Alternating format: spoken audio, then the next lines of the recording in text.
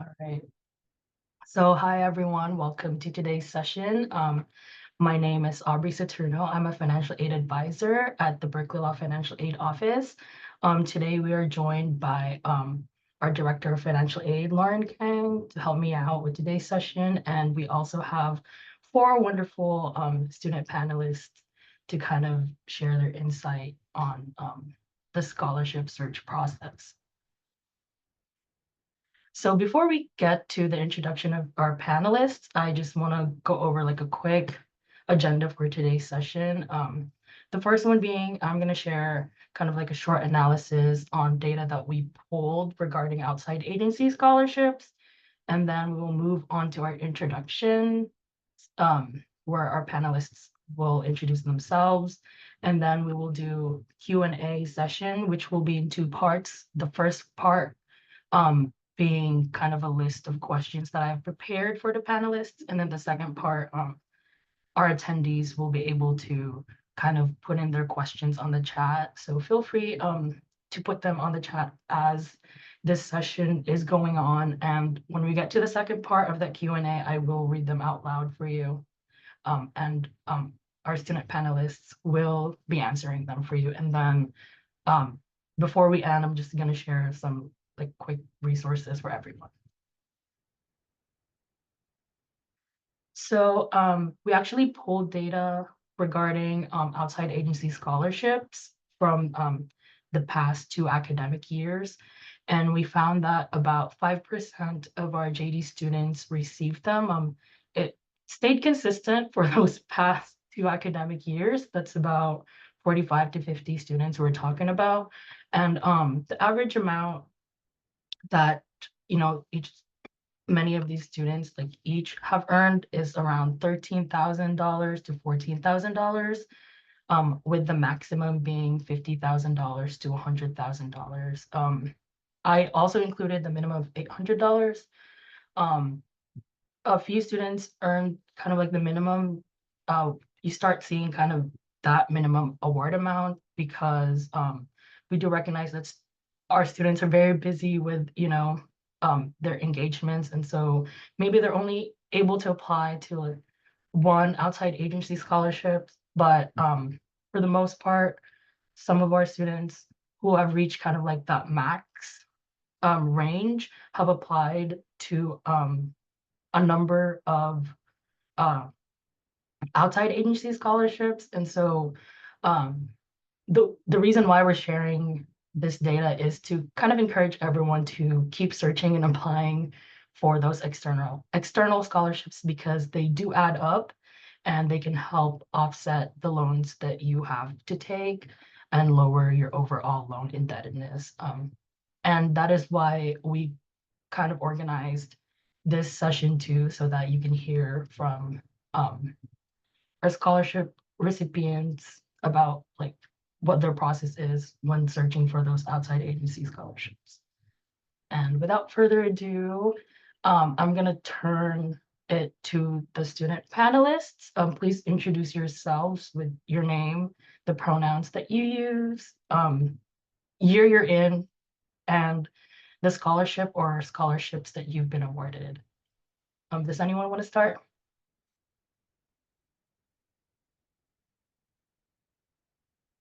Or I can go. Oh. I don't mind starting. Hello, everyone. Can you hear me okay? Awesome. Yeah, I'm Zadie Adams. I'm a rising 2L. My preferred pronouns are they, them. She, her does me no harm, though. And the scholarships I was awarded were JD Advising, We Rise Scholarship, the Change Lawyer Scholarship, and the Legally Black Fund. I think those were all the questions. So looking forward to answering any questions you all have. Thanks. Thank you, Zadie. I'll just call out kind of like the name as I see them on my monitor, but the one under Zadie on my monitor is Lorena. Hi, everyone. Congrats on coming to Berkeley. My name is Lorena. She, her, hers. I am a rising 3rd year. I was awarded the Morgan Lewis, Varela, and Maldiv. Excited to answer any questions. Oh, she, her, hers. I might have said that twice. Sorry. Good. And then the next one is uni. Hi everyone, my name's Uni Lee. I'm a rising 2L. My pronouns are she, hers. I was awarded the Albers Alexander LGBTQ Law Scholarship, the Arnold and Porter Diversity Scholarship, and the Apapa Bailiff Joint Scholarship, which is for AAPI LGBTQ law students. Like all the other panelists, very excited to be here. Also, please excuse my voice. I'm feeling a little bit under the weather, but happy to serve as a resource today. Oh no, thanks for joining us, Uni. We really appreciate it. But yeah, last but not least, we have Kaylee. Hi, yes, I'm Kaylee. Also, congrats on coming to Berkeley. I know scholarships and money is really scary, so hopefully we can help. My pronouns are she, her. I'm a rising 2L, and I received scholarships from Native Forward, which is for Native American law students, and some educational funding from my tribe, the Osage Nation. All right, thank you for introducing yourselves. And then we can go on ahead and move forward to the questions. We have 4 general questions, but I'm gonna insert some kind of like follow-up um on top of these on these main questions. And then for anyone who has additional questions, please put them on the chat so that I can ask them later on during the second part. But the first question is, please share the general process of your scholarship search, why the agency that you chose, and what was the application process like? Did you have to submit an essay? What was the format? Kind of like a written essay, a video essay, or did you have to attend any interviews? Please kind of like just share us the general process of how that looks like. We can go ahead and start again with Sadie. Hi. Yeah, I started my scholarship search with I can actually put it in the chat, accesslex.org. And I kind of just went based on that and kind of filtered out things that were aligned with my identity. So LGBTQIA, being a woman, a person of color, and things of that nature, and kind of just went from there. So that gave me a really good platform to start. And then from there, I just kind of like any other outside resources that I could find. I just did a general Google search, but Access has a great, very robust list of a bunch of scholarships, and it was very helpful for me. Um, how did I find time to apply? I really use Google Calendar, so I'll put in the dates of when the deadlines are for each of the scholarships, but then I'll also put in about 2 weeks before they're due a reminder. And so that kind of gives me a little bit of time to be thinking about it 2 weeks ahead. And having it on my calendar, I'm constantly checking my calendar, so I'll just like follow up on that. But just really having those reminders is really important because otherwise, with everything going on, it's easy to forget. And I did not utilize any of the Berkeley related sources, although, I would definitely suggest doing so. Um, and aside from the monetary aspect, the benefits that I, received is really just ongoing mentors. I'm actually for the Change Lawyer Scholarship, I'm now like reviewing other applicants, it's just really nice to be able to do things like this and like that, to give back to students who are looking to fund their education because it really is a necessity. At least it is for me. So yeah, that's was a little bit of my process. Hey, thank you for sharing, Zadie. How about you, Lorena? How did that look like for you? Yeah, to be transparent, I think coming into law school, I was planning on taking out more loans than I had hoped to. And I'm really glad that this webinar is happening because I had no idea that there even were like post, starting law school scholarships that were available. Like I thought it all happened like before you started law school. I think for me, just like uh, you affinity groups on campus do a lot of work to kind of gather information about scholarships that exist to kind of present them to students. So like Alianza, the Latinx student group, we have a whole chair dedicated to just kind of like keeping students informed of scholarships that exist. But also like the Berkeley Financial Aid Office sends emails that list out those scholarships. So I kind of just like kept an eye out for all of those emails and like whenever I saw a scholarship that I thought that I could qualify for, yeah, just noted it down. I think another really cool thing is we have a strong history of Berkeley Law students getting a lot of these scholarships. So it was really cool to also be able to reach out to 2Ls and 3Ls who had received the scholarships themselves to learn more about them and about the application process. Um, and I think the general process, I think that was kind of how I started to filter like what to apply to. I think one of the nice things, it can be really overwhelming to be doing this. Like there's a bazillion and seven things going on when you're in law school. Um, but I think one thing is that a lot of the scholarship applications tend to look the same. And so I was really able to, once I had like a solid personal statement set, I was kind of able to reuse it. I think one thing that I'm generally grateful for, like especially scholarships like Morgan Lewis, or like the firm scholarships. I'm not I'm pursuing a public interest career, so I kind of tended to uh, yeah, to kind of not look at those scholarships because I thought that there was some kind of requirement that you commit to working for them or just something of the sorts. But the more I investigated this, I saw that it was just really like, scholarship to support students pursuing a legal career. So generally, so I definitely would advise to like do your research and really look into because there's so many different sources of financial support. And I think that us as Berkeley students, but Berkeley Financial Aid Office does a really good job of collecting them and making them available to students.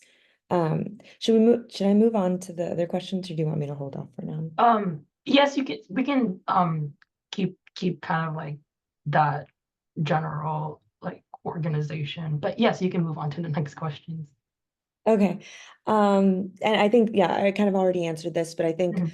um uh like again, a lot of the scholarship applications kind of look the same. So that was pretty helpful. Like at the beginning of 1L second semester, I drafted like a baseline of all of the documents that I would need and then was able to kind of adjust them based on the particular needs of certain scholarships.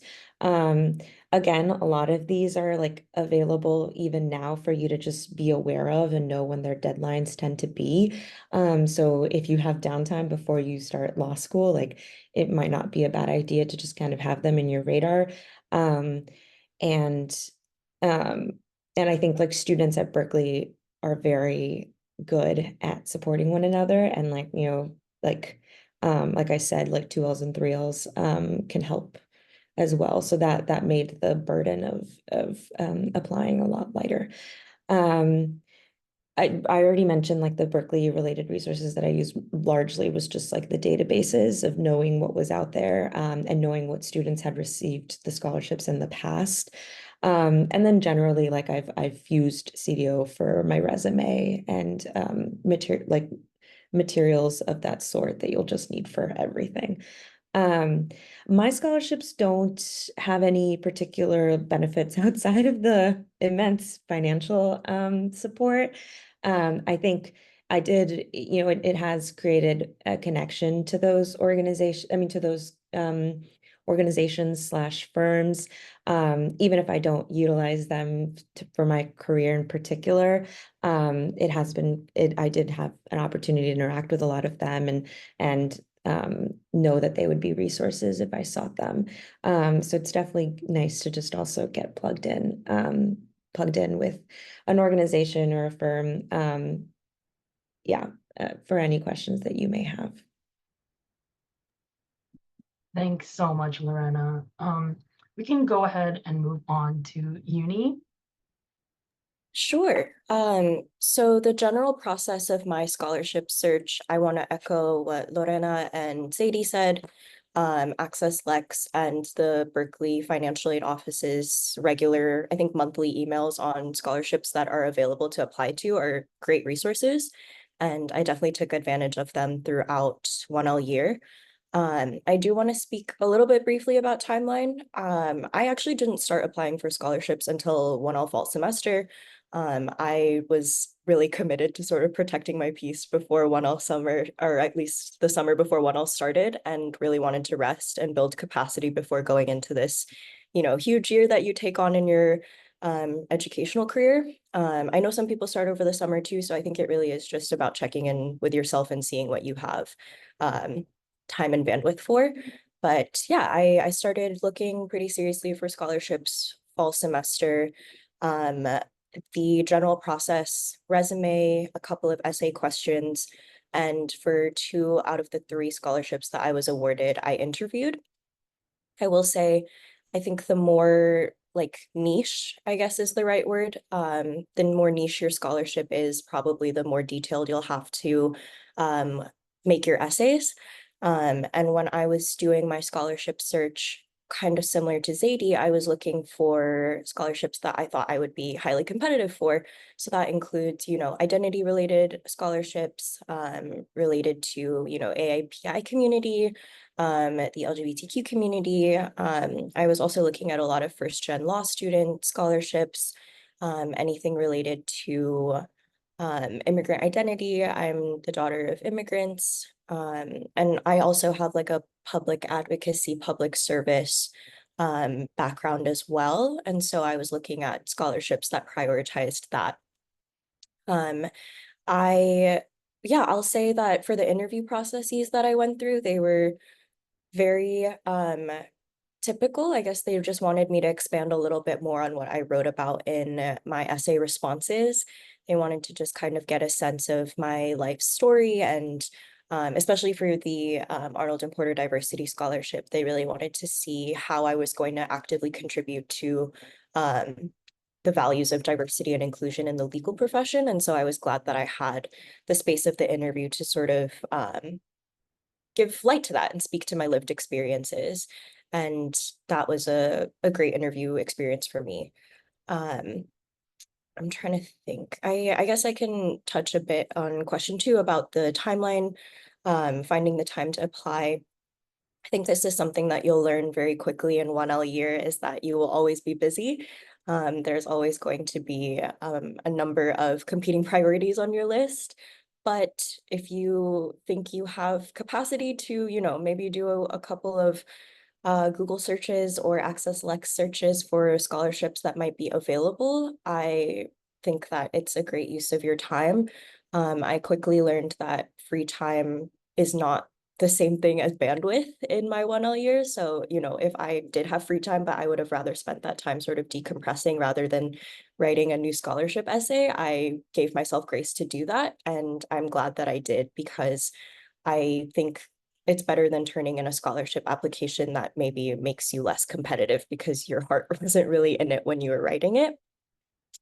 I would really encourage you not to like overload yourself or get burnt out on the scholarship search. I think it's hard because, there is a deadline, and there is kind of the real possibility that you may miss a deadline, and you may think, this is the perfect scholarship. This was one that I was really competitive for. I wouldn't stress too much about it if that is possible. I think just, being very transparent with yourself and realizing that certain things can get done and certain things can't. is a really important mindset to have, because the scholarship search is a marathon and not a sprint, much like 1L year. So whenever I had a couple of extra moments in my day, I would, kind of commit to maybe looking into 1 or 2 scholarships rather than, saying I'm going to apply to 15 today. Well, it was a lot of like setting realistic expectations for myself, I think, on what I could handle in that moment. I didn't really utilize any Berkeley related resources in my application preparation. I think I might have asked for some resume review at the beginning of fall semester, but for the most part, I was pretty confident in what I knew I could write about and speak to in my essays. And so I would say it was a pretty independent process for me. Um, but I am positive that if I had reached out to, other 2Ls and 3Ls like Lorena had mentioned, they would have been more than happy to take a look at my materials and see if they could help out in any other way. But for the most part, it was a very self-driven process for me. Aside from the monetary aspect, I think there's 2 big things that I wanted to touch on. I think there's so much value in knowing that your community is like actively supporting and funding and investing in your education. They are giving you this scholarship because they see you as someone valuable and worth investing into, and they're deeply, deeply interested in like your career trajectory. And in some ways, it's like incredibly empowering because you're going through a very important year of 1L. And, obviously there'll be some hard days, but in truth, being awarded some of these scholarships was really affirming and helped me realize, it's not just me who's in this stake. Like there are people around me and people in this community who are actively supporting me and helping fund my education. And then, so that's the first point, I think, like the first benefit that I received, knowing that my community wants me to succeed and is investing in my legal education. The second is specific to one of the scholarships that I was awarded, the Arnold and Porter Diversity Scholarship. I, as I mentioned, interviewed with one of the partners at Arnold and Porter, which is a firm, and she was really interested in my career again and like wanted to connect, and ended up encouraging me to apply for a summer associate position with them. And I don't want to say that the scholarship is what got me the interview or got me the offer at the end of the day, but I think it helped open some doors and make connections because I had been awarded that and because I had been in touch with people already at the firm who saw that I had similar values to the firm and wanted to, encourage me to apply. And it ended up being a really fantastic recruiting experience. And I plan on staying in touch with the people at A&P, even though I will be going to their firm next summer. So yeah, those are a couple of my responses. Happy to expand on any if there are further questions. Thanks so much, Yumi. And then lastly, we have Kaylee. Hi. Yeah, I 100% agree with Uni to be kind to yourself. Do not overwhelm yourself. But also at the same time, the reality is you're going to apply to a lot more than you're likely going to get. So it's a balance. My scholarships are very specific to me. One is from my tribe. I'm an enrolled member of the Osage Nation, and we dedicate a lot of funding to education. And I was lucky to have their financial support during my undergraduate career and now also in law school. So if you are a member of a tribe at whatever level of recognition, and it's a tribe with resources that they want to dedicate to education, I encourage you to reach out to whoever the appropriate people are. I cannot speak to any tribe outside of my own. And then I also have a scholarship from the Native Forward Fund. They used to be called like the American Indian Graduate Center or something like that. So they recently changed names. So if you see things, their name is different now. And I honestly don't know. I don't remember how I found out about them, but during my whole decision to go to law school and application process, I connected with as many current law students and recent law grads who were Native or had an interest in federal Indian law, like myself. And I believe one of them pointed me towards the Native Forward Fund. But I can say that multiple students who are part of the Native American Law Student Association, which is an affinity group at Berkeley you can join, whether or not you are Native. Yeah, multiple students receive funding from them. They're really, really great support. And then, oh, I can't, here, I'll put the email of Berkeley or Berkeley NOLSA in the chat. If you are Native, you want help looking for scholarships, please email us. We will help you. We want to help you. And that, as other people have mentioned, reaching out to your support groups, your community, that's where I've found things. Yeah. And I think someone else mentioned, or multiple people mentioned, the reuse of your personal statements. Present me is so grateful for past me for all the like work I put into my personal statement. Like that is one of the most like honest pieces of writing that I share publicly in these scholarship applications.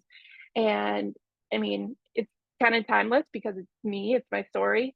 And then, like other people said, you can, tweak little bits of it to each scholarship. I didn't apply, or I didn't use any Berkeley specific resources aside from once I started. Sometime I think during the fall semester, I used some, resume review help. And I like Lorena's idea of like looking at the timeline of scholarships before 1L, even though I know it's the last thing you want to do. Y'all are here on this panel or this webinar. So you can do it and then put that like Google Calendar reminder, like put an event in your Google Calendar to be like, oh, okay, in a month, like this scholarship is going to open up, because they are very cyclical, and there'll be information about when things open. And aside from the monetary aspect, similar to what Uni said, it's very validating and fulfilling to know that there are organizations of people who want to support students in law school and who want me to succeed as an attorney. Less than 1% of all attorneys are Native American, so it's I feel a lot of support, and it looks like monetary support at the moment. So yeah, that's all that's coming to mind at the moment, but I'm also happy to answer any specific questions. All right, thanks so much, Haley. So we've heard from all of our panelists regarding kind of like all these general questions. And we're moving on to the second part, which is I'm gonna read out some of the questions that the attendees kind of put in the chat. If there's any kind of like additional one that anyone wants to ask, please go on ahead and put in the chat, and I'll be happy to ask that question on your behalf. But the first one is, in your scholarship search, how important was it to be PI focused? Are they mostly looking for PI focused students? Any one of the panelists can jump in and answer. I can be short and sweet. My scholarships have nothing to do with my career trajectory, but part of the application process was including references, and they specifically wanted people from like not just law professors and people who know me in an academic capacity. So being able to list people who know me in other spaces and in other communities was really important. And that's not directly about PI, but it shows like your involvement and commitment to better spaces, which in my mind, I connect with public interest. So in my experience, no, you do not have to be outwardly committed to public interest.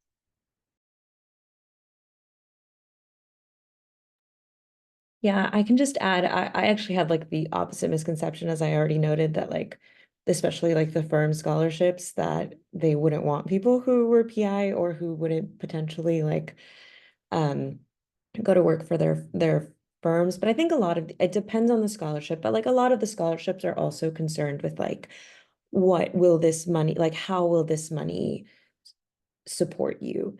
And so I think that in like all of the applications that I submitted, I had to speak to, you know, what this money would mean for me in my life situation.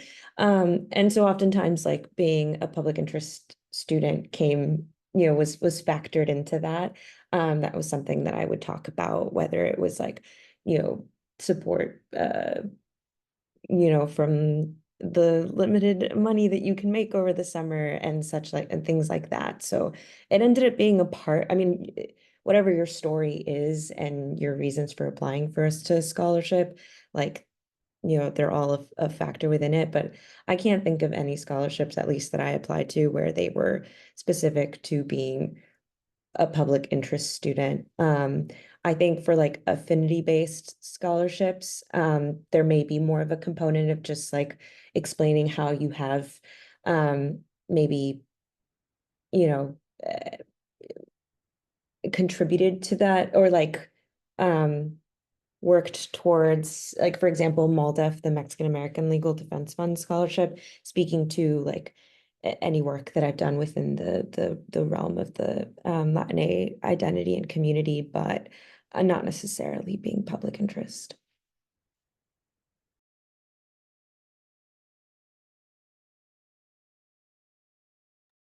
Thank you for sharing, Lorena and Kaylee. Anyone else want to share their thoughts and insights on that question? If not, we can move on to the next one. The next one is, did most of these scholarship applications require a letter of recommendation? And if so, who did you approach? Seems like it's hard to get to know a law professor well if you are there only for one semester before applications are due. I'm happy to speak about this. All of the people who wrote my letters of recommendation for scholarships my 1L year were previous supervisors or professors from undergrad. And sort of touching on Lorena's point about like demonstrated service to the community, my supervisors in the past were all in spaces related to LGBTQ advocacy. So I was really able to, you know, draw like a strong through line in my application with the letters of recommendation that I was submitting.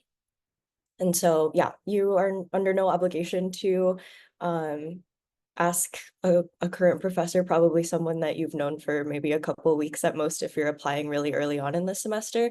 But I'm sure if you make a strong connection with a professor early on, that they would be happy to help out. But in my experiences, at least, I was able to reach out to people from past jobs and also from undergrad for my letters of rec.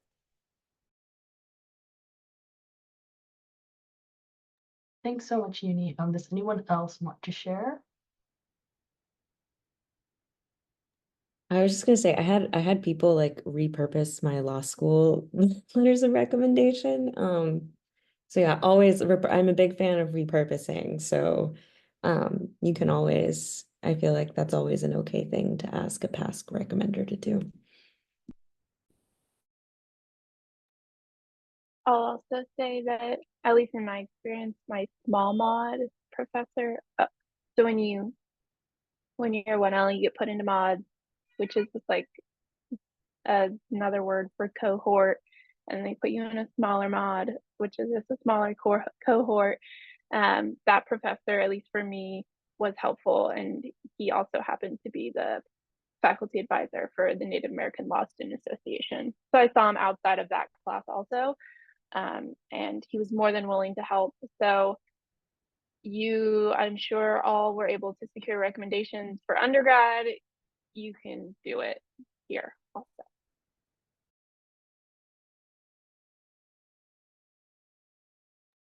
Oh, great. Our next question is kind of also tied to letters of recommendation, but during your scholarship search, how common was it for like these scholarships to ask for letters of recommendation or references? Like, was it majority of them that asked for references or only a few? I think it was majority for me at least. And so just echoing what everyone else said, like just maintaining those relationships. And it's great that you all are, on this call and thinking about this now, just making sure you're checking in with your previous professors or whoever wrote your, former recommendation letters, because maintaining those connections will make it easier to, reach out for, another recommendation or anything like that. I just think that in general, when you're making connections with people, you just always want to follow up. I think it's really invaluable.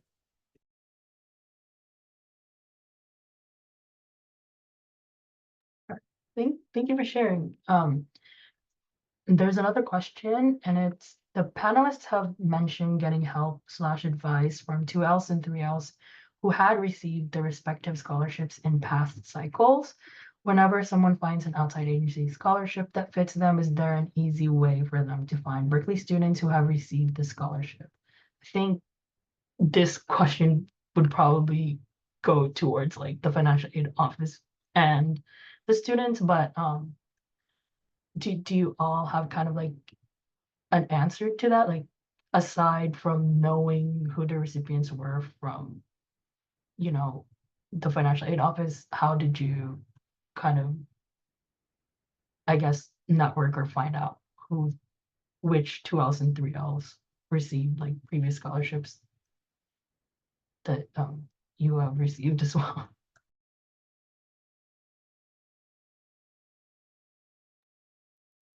At least in my phases, we have a group me. Every group that I've been a part of at Berkeley has a group me, and you just you just ask, and someone will tell you. People want to give you this information. It feels silly because I remember being so scared, literally just like 6 months ago, to ask for help and ask about these scholarships. But now I would love to give anyone this advice, and I will quickly respond in the group me. So people are eager to help you. Don't be shy in the spaces that you enter.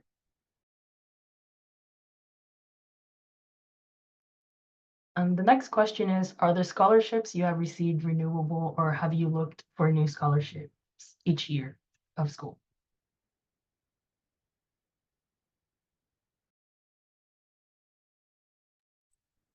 For me, I am actively looking for scholarships. This is an ongoing process. So yeah, just having that stamina and like everyone else has said, like giving yourself grace, but also like maintaining some type of discipline to get it done. Cause, you know, like someone else said as well, like, most of them, or not, let me not say most of them, but you will try for more than you get. And so having that stamina, and, not getting discouraged when you get a no. I always say every no is closer to a yes. So yeah, the process is definitely still going on for me. And I'm happy to talk with anyone about, just balancing that. Yeah, echoing exactly what Zadie said, same here.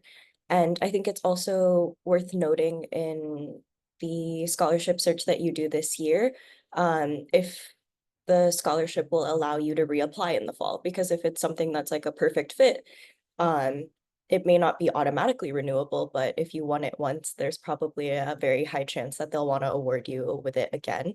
If your application the second or third time around is just as strong. So a couple of mine are allowing reapplications, so I'm sure that I'll be pursuing that in the fall as well when they reopen their applications for this upcoming cycle. Yeah, one of mine is renewable, or like it lasts like the 2 years after 1L year. So there definitely are a couple of those that you should keep an eye out for. I just wanted to quickly mention as well about the 2Ls and the 3Ls. A lot of these scholarships have like websites where past participants are listed. And you'll see as you explore these scholarships that Berkeley Law students have a very good track record, like of being past recipients. And I cannot emphasize enough how much you should just not be afraid to just reach out to people if you see them listed.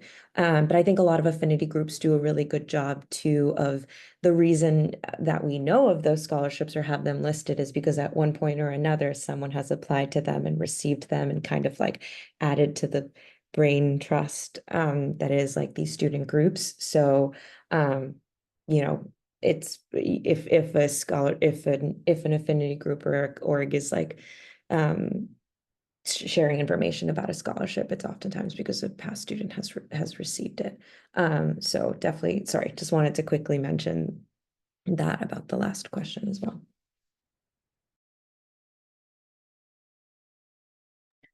All right. Our next question is, any recommendations for applying for need-based scholarships? Obviously, most students that apply need the scholarship because they can't afford school, partly or completely. However, what could you say to make your application stand out and be more competitive when your story is that you're a need-based student?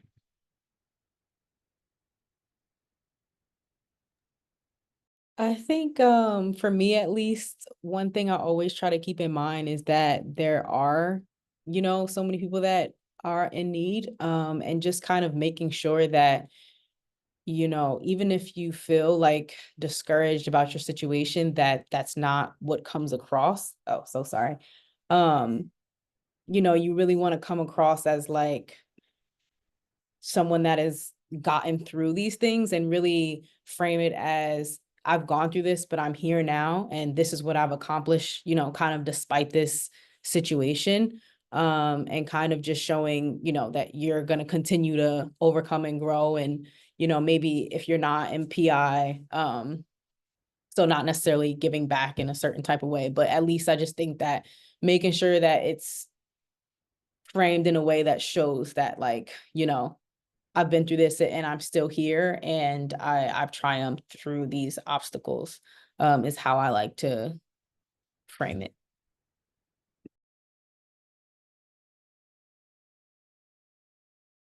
Thank you for sharing, Zadie. Does anyone kind of want to add on to that?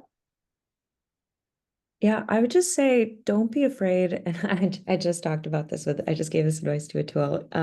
Like don't be afraid to be transparent about your situation. Like, that is a lot of these scholarships do have that component of being need-based. Like I wouldn't be afraid to be very transparent about your finances.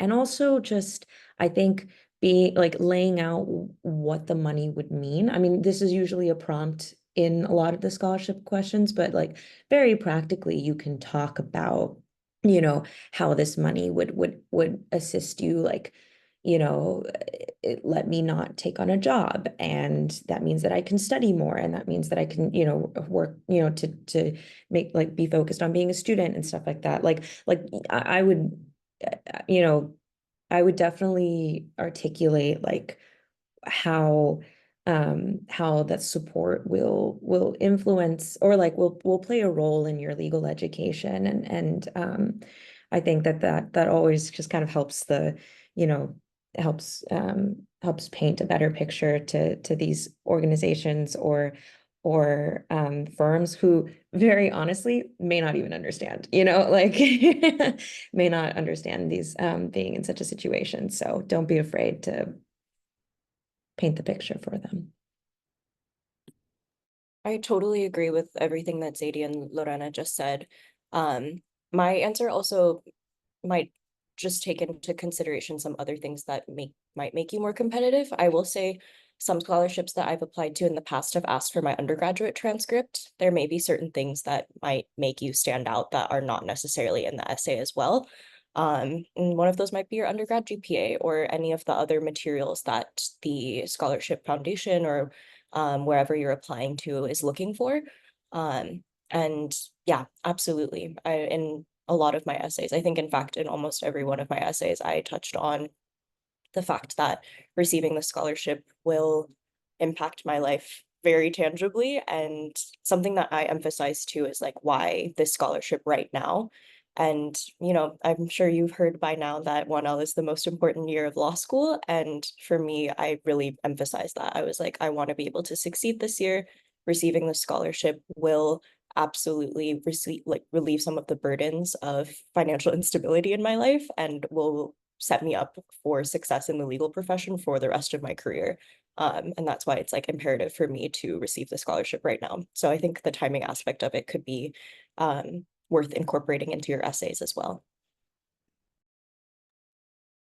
I don't know if other schools have the same policy that Berkeley does, where if you want to work, like if you want to take on a job that's, I don't know, like 15 hours or something more a week, you technically need to petition to get approval from the school. And I don't know how successful this is, but I always include that. Like I'm always like, I literally cannot work. And I am choosing to go to school and I'm choosing to take this financial risk to invest in myself and this career. And there is not another, like, I do not have another source of income. And just like really show like this is the rule. I cannot work. And that is not like the chunk of my argument. Everything that everyone else said, I agree with. But that's another little just little note I like to cite.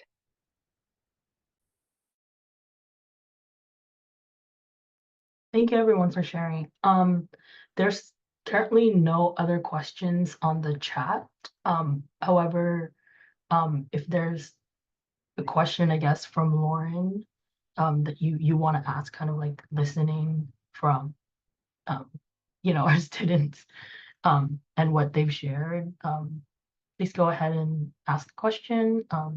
There's also one that I wanted to ask. I think we have like time for like two more, but yeah, my question is kind of, I guess, listening to everyone kind of share, like, what applying looks like for them and how it, basically how everything looks like for them scholarship wise. I guess there was kind of like an underlying theme of being able to know about these scholarship opportunities through affinity groups and communities that you've been part of, and some of these are communities that you've known and organizations that you've known kind of like way in undergrad. But I guess going into your 1L, how difficult was it, or how long did it take to kind of establish the other communities that you are part of now that eventually led to like also other scholarship opportunities? I guess the main question is like, how long did it take you to kind of join those organizations and kind of like feel comfortable in a way? I came to Berkeley because of Berkeley Native American Law Student Association and just the support that I felt once I was admitted from current students. And I already felt comfortable, to a degree, right? You're still new, still like new kid at school, but I knew that I had friends, and there will be so many so many like events and opportunities for you to check out groups, see how you feel, um, and it did not take long at all, mostly because of the initial connection that I had with current students before I even stepped foot on campus. Echoing that, I also was really interested in the ELQ, which is the Ecology Law Journal, before I got here. So, and people were like already reaching out to me that were in those organizations, which was really encouraging and inviting. So I kind of already like had people that I had been in contact with via LinkedIn and email. So that was really great. And also like the free food at lunch for all the events. I met a lot of people through lunch events. And so if no one's told you about the free food at Berkeley, you will be fed first year. So that's how I met a lot of people as well. And also, yeah, I think I just really was intentional about diving in law school because in undergrad, I was working, so I really wasn't on campus. I went to NYU, and it's not really much of like a campus life anyway, because it's like in the heart of New York City. So, I was like really intentional about making friends, and so I think, you know, of course, sometimes that can be nerve-wracking, but it definitely is helpful in the long run to, you know, be intentional about building connections. So that's just something to keep in mind as well going in.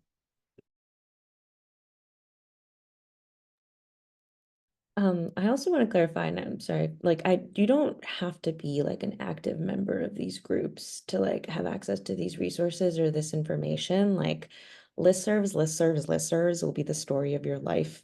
That's what they're called, right? Yeah, like will be the story of your life, like when you're in law school.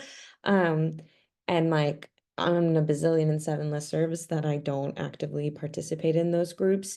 I think like I've always really admired that about Berkeley and Berkeley law students. Like there's a lot of emphasis on like trying to break down um the information, you know, like gatekeeping that can kind of exist in this profession. And these listservs or these emails, newsletters are where I found these scholarships. Like they will be student groups are intentional about gathering this information and sharing them. Like you don't have to be an active part of a group, active member of a group to receive the weekly emails, you know. So that's something to keep in mind. And I think in terms of like if you were then to want to have like, you know, access students or, you know, through those organizations or those groups, I think just students at Berkeley and, you know, I like we've all done it and we've all been through it. And I feel like that kind of creates this cycle of like somebody helped us, so we're willing to like help another person. Like you can just cold email a person and say like, oh, I saw you won this like scholarship a year ago. Like, and I like I can't guarantee it, but I can, you know, like 9 times out of 10, you'll get a response. So yeah, I just wanted to clarify that student groups on campus are a great resource, but the extent to which you want to engage with them is also up to you. And something like information gathering and scholarship sharing can just be as simple as being signed up to the newsletter. Yeah, absolutely echoing what all of the other panelists have said. I think to answer your question, Aubrey, it took me maybe like a full month to feel integrated into the affinity groups or to feel integrated into those spaces that I wanted to engage in on campus. I got really lucky. My legal research and writing tutor was the co-president of Queer Caucus last year, so that was like an easy introduction and like a very fast way to get involved in the community, especially one that's super important to me. And some others that I'm involved in, or I guess information gathering from regarding scholarships are APALSA and Women of Color Collective. This is a slight tangent from scholarships, but I did receive summer funding from those affinity groups as well, and that does require active membership, but that's again another bridge to cross once summer opportunities come up. But yeah, those affinity spaces have been incredibly valuable for scholarships and for summer funding and for just general support, because yeah, like Lorena said, we've all been through it, and it really does take a village, so we're happy to help out in any way possible. All right. Thank you so much, everyone, for sharing and answering questions that we have prepared and questions of our incoming students. Before I kind of end this session, I just want to provide a resources list, this QR code that you can scan. I've linked various, like a website, one of our web pages that lists databases that you can utilize on your scholarship search. there's also a link to the graduate division page, which lists various scholarships, grants, and awards. I've linked contact page for the CDO, Career Development Office, also Graduate Writing Center. Feel free to reach out to the office for any financial aid related question that you have. And I also linked kind of an Excel sheet that you can download. It's a scholarship tracking sheet that I kind of prepared. It's kind of bare bones, but you can personalize it as you want. And I just want to kind of like set a reminder for everyone. This Thursday, a member of our team is also hosting another webinar regarding billing necessities, how to navigate Cal Central. So for all incoming students, please do attend so that we can help you navigate. But before I totally end this session, I do want to kind of send a huge thank you to all of our panelists, Lorena, Uni, Kaylee, and Zadie. Thanks for sharing your insight. It's very helpful not only for our students, but also for us, like as an office, to kind of hear your experiences and what you have to say. And it will definitely kind of like help us in our outreach efforts as well. So thank you. And for everyone, for any financial aid related questions that you have, you can always contact us via email, phone, or schedule an appointment with us in person, virtually, or through phone. And with that, goodbye, everyone.